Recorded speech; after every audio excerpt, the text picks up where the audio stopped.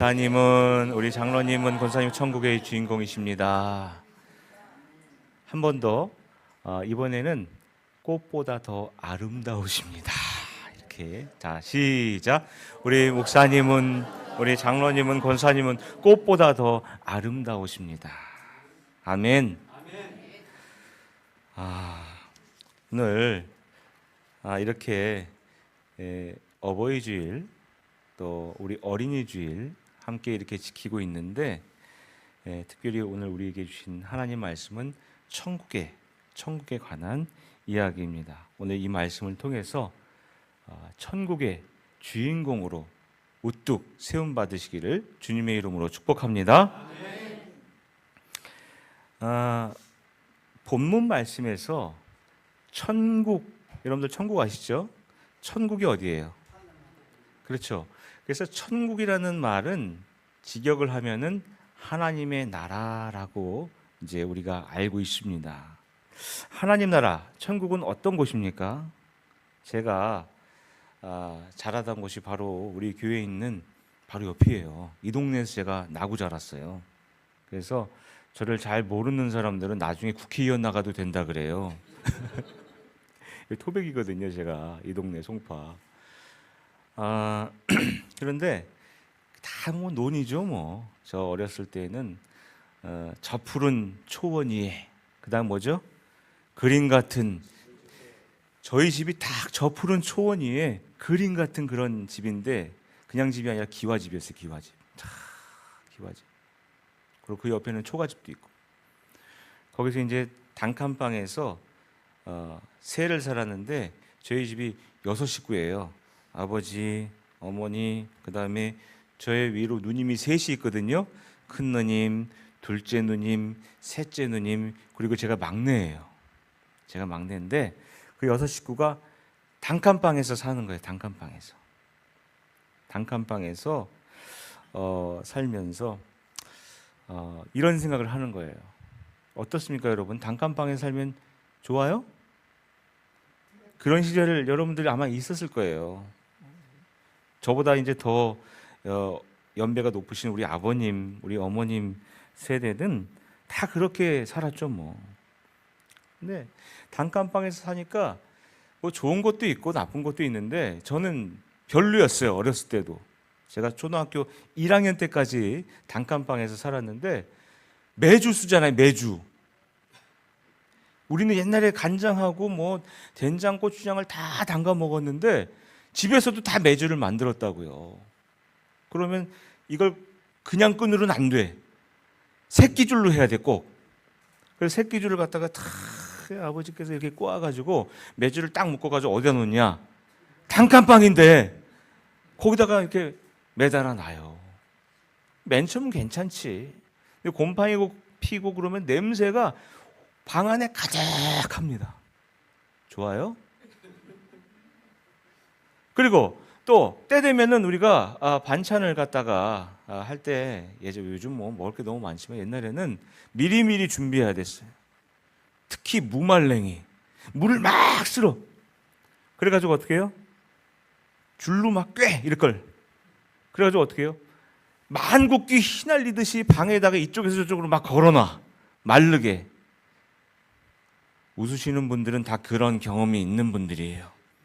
우리 젊은 사람들은 이게 뭔 소린가, 왜 방에다가 줄을 꿰가지고 물을 갖다 말려가지고 다 어머니가 무말랭이 해가지고 반찬도 맛있게 해주시고 그랬습니다. 그것만 하나요? 뭐 콩나물도 한다 그러고 뭐 청국장도 한다 그러고, 그러면은 방 하나인데 냄새가 얼마나 나는지 몰라요. 저는 그러면서 별로 안 좋았어요. 교회를 다니면서 우리 주일학교 선생님이 그러시는 거예요. 천국이 얼마나 좋은지 모른다. 천국이 얼마나 좋은지 모른다. 너희들이 상상하는 것 그 이상이다. 해서 저는 어렸을 때 그렇게 생각했다니까요. 차라리 나는 우리 집보다 천국에 빨리 가고 싶다. 이렇게 살 바에야 천국에 빨리 가는 게 좋겠다. 이런 생각도 해봤습니다. 저에게는 천국이 놀이동산 같은 곳이었어요. 아주 어렸을 때는 천국이 놀이동산 같은 곳인데 제가 고등학교 2학년 때 우리 가까이 있는 이 놀이동산이 생겼어요. 롯데월드. 거기 가봤더니 제가 완전히 어렸을 때 꿈꾸던 곳이에요. 근데 그냥 가는 것이 아니라 어떻게 해요? 돈 내고 들어가요. 그러니까 여긴 천국이 아닌 거예요. 너무 좋은데 천국보다 더 좋은 것 같은데 어렸을 때 제가 볼 때는 제가 상상한 것 이상인데 여긴 꼭 돈을 내고 들어가야 갈 수 있는 곳이에요. 그러니 여기는 아무리 좋다 하더라도 천국이 아니에요. 여러분들이 생각하는 천국은 어떤 곳인지 궁금합니다. 오늘 함께 읽은 본문 말씀은 마태복음인데 크게 보아서 마태복음에서 가장 중요한 천국에 대한 부분이 있는 그런 그 파트예요. 마태복음은 크게 5가지 주제가 있어요. 여러분들 짧게 제가 정리를 하고 말씀을 드리겠습니다. 마태복음은 첫 번째로 제자에 대해서 뭐라고요? 제자. 그 다음에 두 번째로는 사도에 대해서. 누구요? 사도에 대해서. 세 번째로는 뭐예요? 천국에 대해서. 뭐라고요? 천국. 네 번째는 뭐예요? 교회에 대해서. 뭐요? 교회.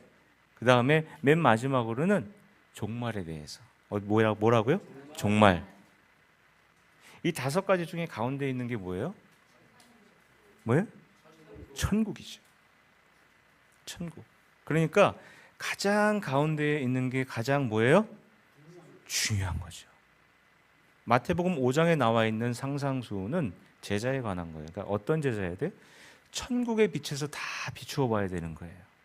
천국을 소유하는, 천국을 선물로 받는 제자들은 어떤 사람들이다? 복 있는 사람들이다. 사도란 어떤 사람들이다? 천국을 향해서 보냄받은 사람들이 바로 사도인 거예요. 교회는 어떤 곳이에요? 천국을 향해서 있는 만인이 기도하는 집이 어디예요? 교회인 거죠. 종말은 뭐예요? 끝이 아니에요.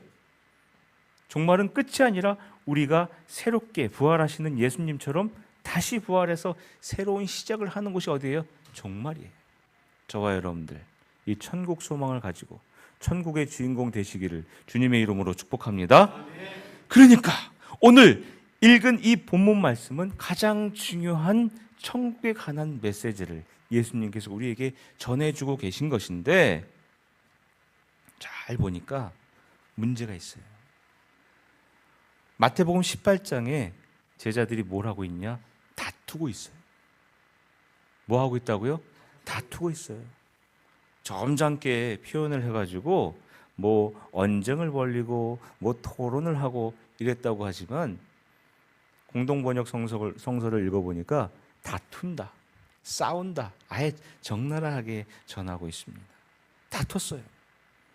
그 이유는 뭐냐 하면 누가 높냐, 누가 높냐, 그리고 천국에서는 또 누가 높냐 이런 거예요.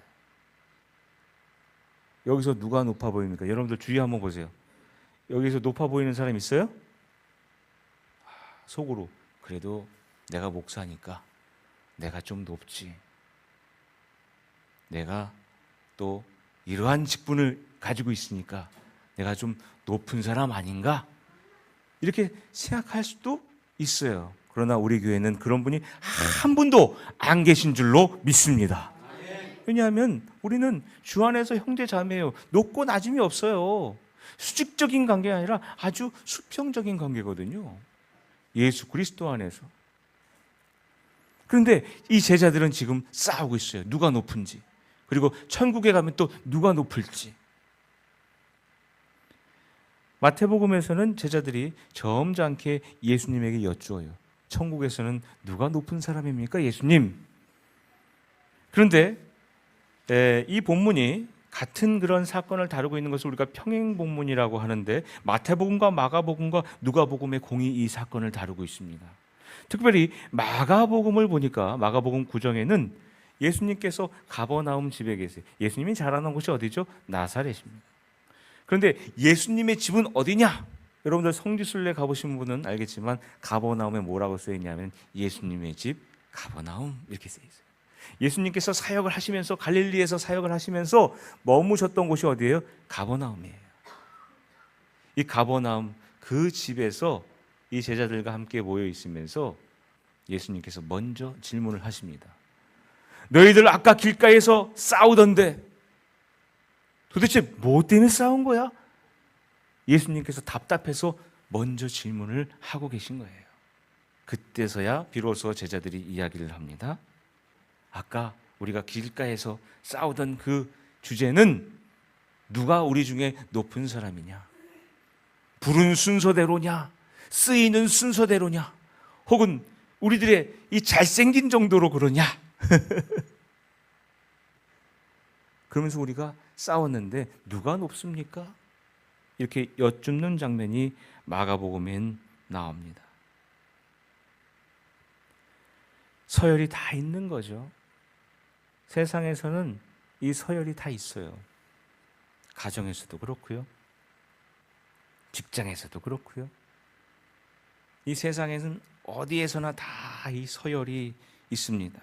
이 서열 문화가 굉장히 무서운데 심지어는요, 지하철에서도 서열이 있습니다.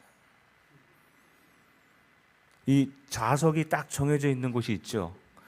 그분들이 서열이 높은 거예요. 누구죠? 어르신들 자리가 다 있어요. 그 자리에는 어르신들 아닌 분들이 앉으면 이렇게 눈총받아. 이렇게 젊어 보이는데 흰머리도 없는 사람이 왜 저기 앉아 있어? 그러면서 어르신들 자리가 다 있습니다. 우리가 흔히 얘기하는 교통약자들 자리죠. 어르신들뿐만 아니라. 그런데 그 다음에는 또 지하철에는 어떤 자리가 있냐면은 분홍색으로 딱 자리가 돼서 임산부석이 또 있어요. 지하철에는 이렇게 해서 임산부라는 표시가 이렇게 있어요. 이게 젊은 아가씨처럼 보여도 안에는 새 생명이 자라고 있습니다 하는 그런 표를 받아가지고 딱 이렇게 자랑스럽게 딱 내놓고 거기 딱 앉아요. 거기에 또 이제 다른 사람들이 앉아 있으면은 임산부도 아닌데 왜 저기 앉아 있는 거야? 그러면서 눈치 봤습니다. 그런데 이분들이 서열이 높긴 해요. 그러나 이분들보다 더 서열이 높은 분이 있습니다. 누군지 아세요? 아줌마입니다. 이분들은요, 딱 지하철 문이 딱 열리잖아요. 열리자마자 자리를 먼저 3-4자리 잡아놔. 빨리 저기 앉고 저기 앉아. 딱 그러면은 제가 앉으려고 하다가도 그 소리에 못 앉고 딱 서 있어야 돼요. 말씀으로 벌써 그 자리를 잡아놔. 자기야, 자기는 저기 앉고, 자기는 저기 앉고, 자기는 저리 앉아. 그러면은 앉으려고 하다가도 탁 못 앉고 서 있어야 돼. 나도 힘들어 죽겠는데. 그래도 저보다 연세가 많아 보이면 제가 그래도 앉으시라고 해요. 그러니까 누가 제일 서열이 높은 거예요? 말로 컨트롤, 지하철의 좌석을 말로 컨트롤하는 그분들이 제일 서열이 높은 거예요. 여러분, 마태복음 5장의 산상수훈에 제자들은 어떤 복 있는 사람이죠? 심령이 가난한 사람, 애통하는 그런 사람들. 무슨 복을 받아요? 애통하는 사람들은 위로를 받죠. 또 온유한 자는 천국이 그의 것이에요. 또 뭡니까? 의에 줄이고 목마른 사람. 또 뭐예요? 긍휼히 여기는 사람. 또 마음이 청결한 사람. 또 화평케 하는 사람. 또 의를 위하여 핍박받는 사람. 이런 복이 있는 사람들이 지금 뭐 하고 있는 거예요? 그러니까 자리 때문에 지금 다투고 있는 거예요. 누가 높으냐? 또 천국에서는 누가 또 높으냐? 복 있는 제자면 뭐 합니까? 모이면 이렇게 싸우고들 앉아 있는데. 성숙한 사람은 자기 자신을 바깥에서 바라보는 거예요. 내 자신을 내가 스스로 평가하고 바라보는 사람은 어린 사람. 성숙한 사람들은 나를 바깥에서 바라볼 수 있는 사람이에요. 이것을 엑시스텐츠라고 얘기합니다. 이건 뭐냐면은 그냥 그 말 그대로 바깥에 나가서 있는 거예요. 이걸 실존이라고 우리가 번역을 합니다만 이 실존의 원래 뜻은 바깥에 나 서 있는 거예요. 엑시트가 바깥에 나가는 거잖아요. 그래서 바깥에 나가 서 있는 게 바로 실존이에요. 거기서 누굴 보는 거예요? 내 모습을 보는 거예요. 그렇기 때문에 진정으로 성숙한 사람은 내가 나를 바라보면서 평가하는 것이 아니라 내가 나와 같이 있는 나 아닌 사람들과 함께 있으면서 나를 바라봐야 돼요. 여러분들 코스모스라고 하는 두꺼운 책이 있어요. 이거 읽어보신 분들 많지 않을 거예요. 정독을 하신 분들 많지 않은데 칼 세이건이라고 하는 이 과학자가 쓴 책입니다. 굉장히 어려운 책인데 이 저자가 보이저 여러분들 1호 있죠? 보이저 1호 그 외에 우주를 향해서 망원경을 탁 달아가지고 우주를 관찰하는 그런 우주선 있잖아요. 관찰 우주선. 보이저 1호가 있고 2호가 있어요. 그런데 세기 말 우리가 이제 지금 21세기를 살고 있는데 20세기 말에 이 보이저호의 그 자세를 좀 바꿔가지고 우주를 향해서 이렇게 찍고 있었던 그 카메라를 바꿔가지고 이 칼 세이건이 그 계획한 건데 이 자세를 바꿔가지고 태양의 모습, 태양계 안쪽의 모습을 딱 찍으려고 했던 그런 프로젝트가 진행이 됐습니다.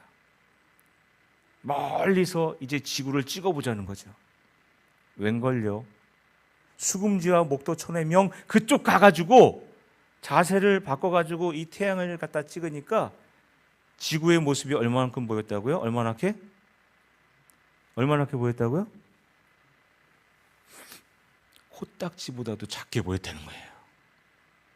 영어로는 pale blue dot, 창백한 푸른 점. 요만큼밖에도 안 보여요.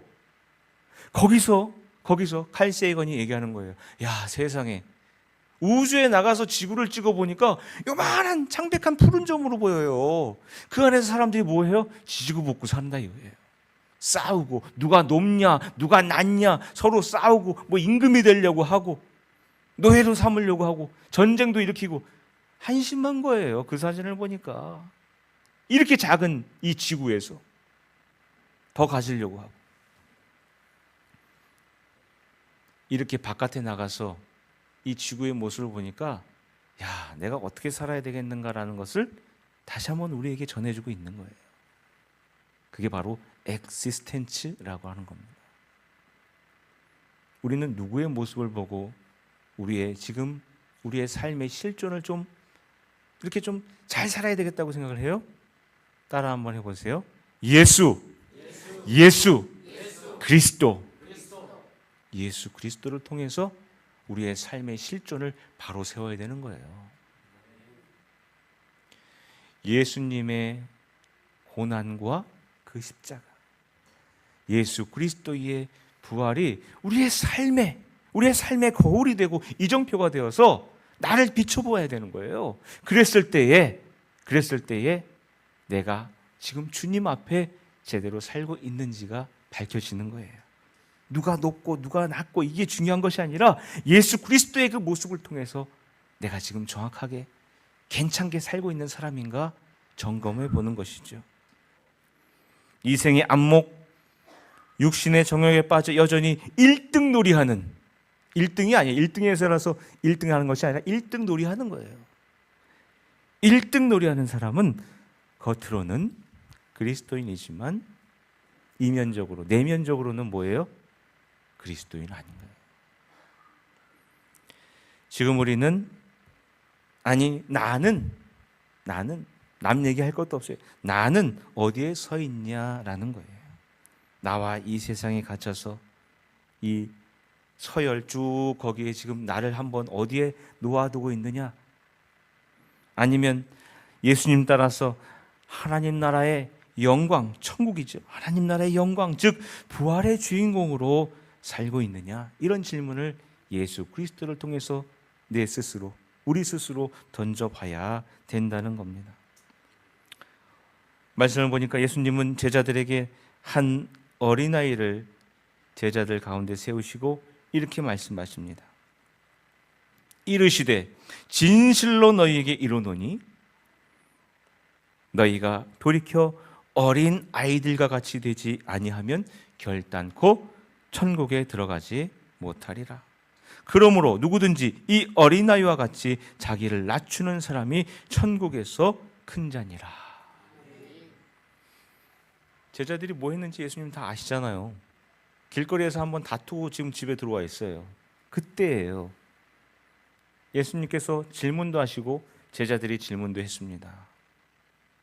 그때 예수님은 한 어린아이를 이 제자들 가운데 세우십니다. 그리고 이 말씀하신 거예요. 누구든지 이 어린아이와 같이 되지 아니하면, 그리고 이 어린아이와 같이 자기를 낮추지 아니하면 천국에 갈 수도 없고, 이 어린아이와 같이 자기를 낮추는 자가 천국에서 큰 자다. 이 어린아이가 여기 와가지고 뭐 했어요? 제가 한번 여쭤볼게요. 이 어린아이가 지금 가운데 섰는데 와서 뭘 했어요? 아무것도 안 했어요. 가만히 있었어요. 가만히 있었어요. 그런데 어린아이들과 같이 되지 않으면, 이 말씀하셨고요. 또 어린아이와 같이 자기를 낮추지 아니하면, 이 말씀하셨어요. 어린아이는 정작 아무것도 안 했는데. 그러니까 이것은 어린아이 같이 된다는 게 뭐냐, 그리고 어린아이가처럼 자기를 낮춘다는 게 뭐냐라는 것이 어떤 행위를 따라하는 것이 아니고요, 어린아이 하나 그 특징을 갖다가 우리가 따라하는 것이 아니라, 그렇게 닮아가는 것이 아니라 아주 구조적인 거예요. 어린아이가 가지고 있는 구조적인 그러한 특징들이 아니면 천국에서 큰 자가 될 수 없다라는 겁니다. 다시 한번 여쭤볼게요. 어린아이들의 특징이 뭡니까, 여러분들? 어린아이들의 특징 한번 자유롭게 한번 말씀해 보세요. 어린아이들의 특징. 순수하고 또 뭐 있습니까? 별로 특징 없어요. 별 특징이 없어. 그냥 귀엽고 뭐 이쁘고 뭐 이런 특징이 있죠. 특별히 내 새끼는 더 예쁘지. 어린아이들의 특징은 연약합니다. 연약해. 그래서 어떻게 해요? 누군가 돌봐주지 않으면 살아갈 수가 없어요. 그런 특징이 있죠.